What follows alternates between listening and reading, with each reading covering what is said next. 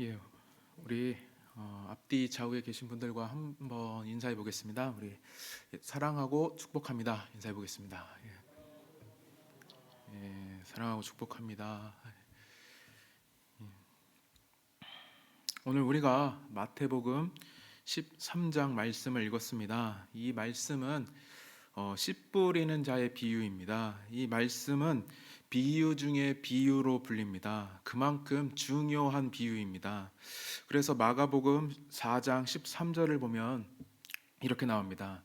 씨 뿌리는 자의 비유를 알지 못하면서 어떻게 다른 비유를 알겠느냐? 즉 씨 뿌리는 자의 비유가 모든 비유의 핵심이 되는 겁니다. 계속해서 우리는 이 비유가 중요한 이유를 찾을 수 있는데요. 공간복음서 즉 마태, 마가, 누가복음에 여러 가지 비유들이 나오지만 세 복음서에 모두 등장하는 비유는 거의 없습니다. 하지만 씨 뿌리는 자의 비유는 모든 공간 복음서에 나올 만큼 중요합니다. 또 이 비유의 중요성이 공간 복음 각 장에 나타납니다. 마태복음 13장에서 씨 뿌리는 자의 비유는 그곳에 등장하는 7가지의 비유 중에서 가장 먼저 등장합니다. 마가복음 4장에도 4가지 비유가 등장하는데 그 중에 씨 뿌리는 자의 비유가 가장 으뜸이며 누가복음 8장에서 2가지 비유 중에 씨 뿌리는 자의 비유가 먼저 등장합니다. 이렇게 씨 뿌리는 자의 비유는 예수님의 여러 비유 중에서 매우 중요한 비유임을 우리가 알 수 있습니다. 그래서 우리는 이 씨 뿌리는 자의 비유를 알아야 합니다. 성경도 이 비유를 반드시 알아야 된다고 강조합니다. 마가복음 4장에 씨 뿌리는 자의 비유가 나오는데 3절을 보면은 들으라로 시작해서 9절에 들으라로 끝이 납니다. 이 형식은 신명기 쉐마 말씀과 똑같습니다.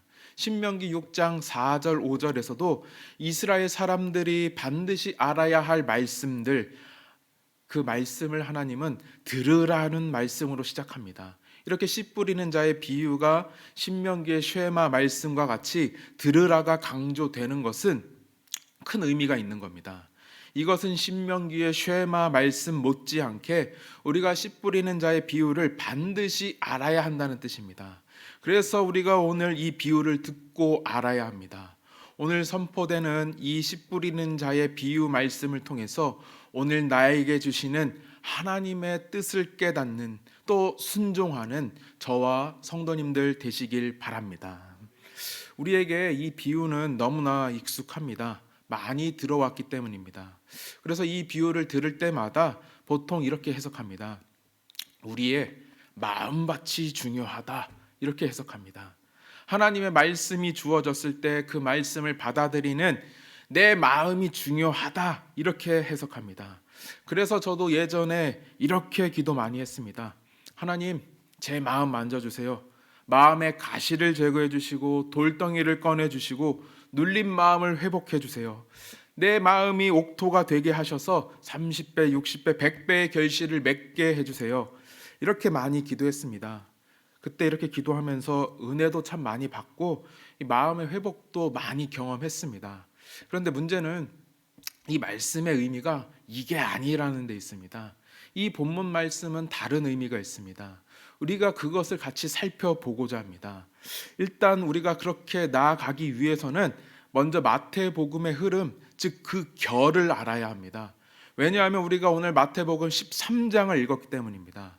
즉 우리가 마태복음 13장을 읽었는데 그렇다면 단순히 그 본문만 딱 떼어내서 보는 것이 아니라 그 본문의 앞뒤 문맥과 함께 마태복음의 전체 흐름을 알아야 그 본문이 말하고자 하는 내용을 더 잘 알 수 있는 겁니다.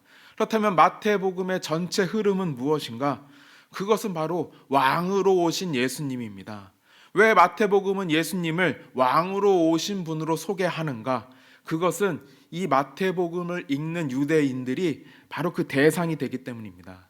유대인들에게 있어서 최고의 선망의 대상은 누구인가? 바로 왕, 메시아입니다.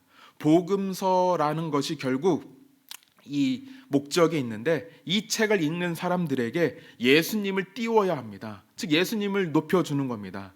그래야 그들이 예수님을 존경하고 믿을 수 있습니다. 예를 들어 만약에 요즘에 복음서가 쓰여졌다면 예수님을 어떻게 묘사했을까? 요즘 사람들에게 가장 선망의 대상이 되는 공무원으로 오셨거나 아니면 학교 선생님으로 오셨거나 이렇게 썼을지도 모릅니다. 요즘에는 공무원과 선생님이 최고이기 때문입니다. 이러한 맥락에서 조금 비약은 했지만 유대인들에게 있어서 왕이 최고입니다. 그래서 마태는 예수님을 왕으로 묘사하는 겁니다. 마태복음 1장의 족보에서 예수님은 다윗의 후손으로 오신 왕으로 나타납니다. 그리고 마태복음 3장에서 예수님에게 성령이 비둘기같이 임합니다. 성령이 비둘기같이 임한 것은 새로운 시대의 시작을 보여줍니다. 창세기에서 하나님이 세상을 물로 심판하실 때 비둘기를 통해 이제 심판은 끝이 나고 새로운 세상이 시작되었음을 알립니다. 이러한 비둘기처럼 성령이 임한 것은 이제 다시 새로운 세상이 시작된다는 겁니다. 특별히 성령이 비둘기처럼 예수님에게 임한 것은 이제 이 새로운 세상이 예수님을 통해 시작됨을 보여주는 겁니다. 즉 마태복음은 우리에게 중요한 사실을 알려줍니다. 왕으로 오신 예수님을 통해 새로운 세상, 즉 천국이 시작됩니다. 예수님이 왕이 되어 다스리는 나라, 예수님의 통치가 나타나는 나라, 그곳이 바로 천국이요 하나님의 나라입니다. 이 천국에 관한 이야기가 바로 마태복음의 핵심입니다. 마태복음 13장은 바로 이 천국에 관한 말씀입니다. 그래서 마태복음 13장이 마태복음의 가장 중심 기둥이 되는 겁니다. 마태는 이것을 의도적으로 나타내고자 합니다. 마태복음 13장을 중심으로 그 앞의 내용과 뒤의 내용이 차례대로 비슷하게 짝을 이루게 만듭니다. 이것을 조금 전문 용어로 쓰면은 교차대구라고 하는데, 구약 시대부터 유대인들은 책을 쓰면서 자기가 강조하고 싶은 주제, 핵심 내용을 가장 가운데에 두고 양쪽 옆으로 차례대로 비슷한 내용들을 적어 놓습니다. 그러면 그 책을 읽는 유대인들은 자연스럽게 이 책의 핵심이 무엇인지 아는 겁니다. 이러한 것처럼 마태복음을 읽는 유대인들도 앞의 내용과 뒤의 내용을 비교하면서 이 13장이 마태복음의 핵심이구나 깨닫는 겁니다.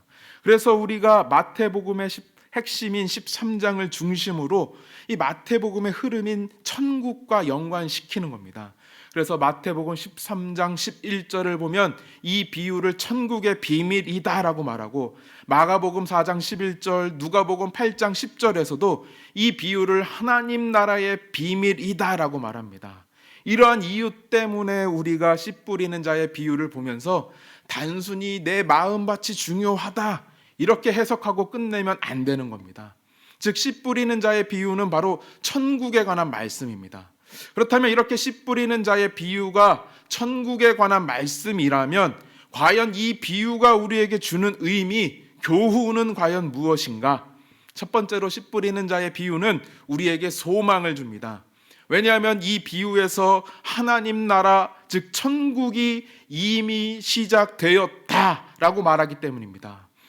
일단 여기서 먼저 씨 뿌리는 자가 누구인지 살펴볼 필요가 있는데, 그분이 바로 예수님입니다. 그 확실한 증거가 마가복음 4장 3절에 나옵니다. 이 말씀을 보면 씨 뿌리는 자가 뿌리러 나가서라고 나옵니다. 이것은 예수님의 특징적인 모습을 보여줍니다. 나가서라는 말은 예수님의 사역을 보여주기 때문입니다. 실제로 마가복음 1장 35절을 보면 예수님이 기도하러 나가셨다라고 나옵니다. 또 마가복음 2장 13절을 보면 예수님이 바닷가로 나가셨다라고 나옵니다. 이렇게 나가서라는 말은 예수님의 사역을 보여주는 특징적인 단어이기 때문에 씨 뿌리는 자는 바로 예수님이 됩니다.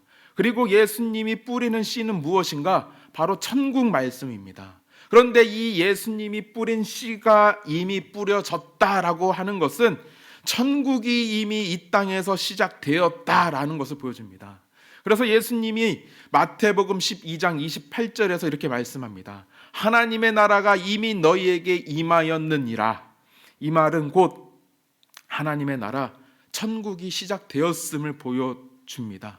예수님을 통해서 이 땅의 천국이 시작된 겁니다. 하지만 완성은 아니지만 예수님이 재림하실 때 천국은 완성이 됩니다. 그래서 우리에게 소망이 있습니다. 천국이 시작되었다. 이것이 우리에게 소망을 줍니다. 힘겨웠던 과거는 이제 끝이 나고 다른 새로운 세상은 이미 시작되었다. 새로운 세상, 이 천국은 이제 그래서 먼 이야기가 아닙니다. 예수님이 다시 오시면 그 천국은 완성됩니다. 그날에 예수님은 우리의 눈물을 닦아주실 것이며 세상에서 누리지 못한 복으로 우리를 위로해 주실 것입니다. 그날을 기다리면서 지금의 이 고통과 어려움을 참아내는 우리 성도님들 되시기를 바랍니다. 또 천국이 아직 완성되지 않았다. 이것 또한 우리에게 소망이 됩니다. 즉 기회가 아직 남아 있습니다. 정확히 말하면 예수님을 믿지 않는 내 가족, 친구들, 지인들에게 아직 기회가 남아 있습니다. 천국 백성이 될 기회가 아직 남아 있습니다. 예수님이 다시 오셔서 천국 문이 닫히기 전에 지금 이때를 천국 복음을 전할 기회로 삼으시는 우리 성도님들 되시기를 바랍니다. 이렇게 천국이 이미 시작되었다, 이 말은 우리에게는 큰 소망을 주지만 당시 유대인들은 이 말을 이해할 수가 없습니다. 왜냐하면 당시 유대인들에게 천국은 미래의 일이기 때문입니다. 그들에게 있어서 천국은 이스라엘 민족을 중심으로 온 세계가 뒤바뀌어야 합니다. 즉 천국이 임하면 정치, 경제, 군사, 세계 모든 질서가 바뀌어야 합니다. 하지만 이러한 변화도 지금 없는 상황, 즉 이스라엘은 여전히 로마의 지배 아래에 있고 이스라엘 민족들은 사방에 흩어져서 여전히 이방인들에게 고통당하는 상황에서 천국이 임했다라는 이 예수님의 말씀은 이해할 수가 없습니다. 그래서 유대인들은 예수님의 천국 말씀을 거부합니다. 유대인들은 이 예수님의 천국 말씀을 받아들이지 않는 겁니다. 이렇게 예수님의 천국 말씀을 거부할 때에 이 씨 뿌리는 자의 비유가 아주 중요한 역할을 합니다. 그것은 사람들을 구분하는 겁니다. 열매 맺는 사람과 열매 맺지 못하는 사람, 이 비유가 그 사람들을 갈라놓게 되는 겁니다. 저는 이것이 오늘 씨 뿌리는 자의 비유, 그것의 핵심이라고 봅니다. 또 오늘 제가 설교를 통해서 말하려는 핵심입니다. 똑같은 씨를 받았음에도 불구하고, 똑같은 천국 복음을 받았음에도 불구하고 어떤 사람은 열매를 맺고 어떤 사람은 열매를 맺지 못하고, 그 차이점은 과연 무엇일까? 그 차이점은 바로 말씀을 받아들이는 자가 서 있는 환경의 차이입니다. 정확히 말하면 안에 있는 사람과 밖에 있는 사람의 차이점입니다. 안에 있고 밖에 있고, 이 차이 때문에 열매를 맺고 못 맺고의 차이가 발생합니다. 그래서 마태복음 13장을 우리가 조금 자세히 보면은 말씀을 받아들이는 자의 환경이 나타납니다. 마태복음 13장 19절을 보면은 길가에 뿌려진 자라고 나옵니다. 21절에는 넘어지는 자라고 나오고 22절에는 결실하지 못하는 자라고 나옵니다. 이것은 모두 말씀을 받는 자의 환경을 보여줍니다. 마가복음 4장 15절에서도 말씀이 길가에 뿌려졌다는 것은 이들을 가리킨다라고 나옵니다. 즉 말씀이 뿌려지는 것은 말씀을 받는 자가 지금 어디에 있는지를 보여줍니다. 즉 씨 뿌리는 자의 비유는 우리가 이렇게 봐야 합니다. 예수님의 천국 말씀이 주어지는데 이 말씀을 받아들이는 자의 환경에 따라서 그 열매가 없을 수도 있고, 아니면 30배, 60배, 100배의 결실을 맺을 수도 있다. 이것을 예수님이 대칭을 통해 보여주시는 겁니다. 그래서 아까 말씀드린 것처럼 나누었다고 하는 것처럼 예수님도 대칭으로 이 비유를 말씀하시는데, 마태복음 13장 8절을 보면 열매 맺는 씨앗이 어떤 것은 100배, 어떤 것은 60배, 어떤 것은 30배라고 나옵니다. 이것은 열매 맺는 씨앗이 3개라는 겁니다. 즉 씨앗 하나가 30배, 60배, 100배로 성장하는 것이 아니라 열매 맺는 씨앗은 모두 3개인데 한 씨앗은 30배가 되고 다른 씨앗은 60배가 되고 또 다른 씨앗은 100배가 되는 겁니다. 이렇게 열매 맺는 씨앗을 세 개로 말하는 것은 길가와 돌밭과 가시떨기에서 열매 맺지 못하는 세 개의 씨앗과 3대 3으로 대칭을 이루는 겁니다. 예수님이 이렇게 3대 3의 대칭을 통해서 사람들을 명확하게 두 부류로 나누시는 겁니다. 열매 맺는 사람들과 열매 맺지 못하는 사람들.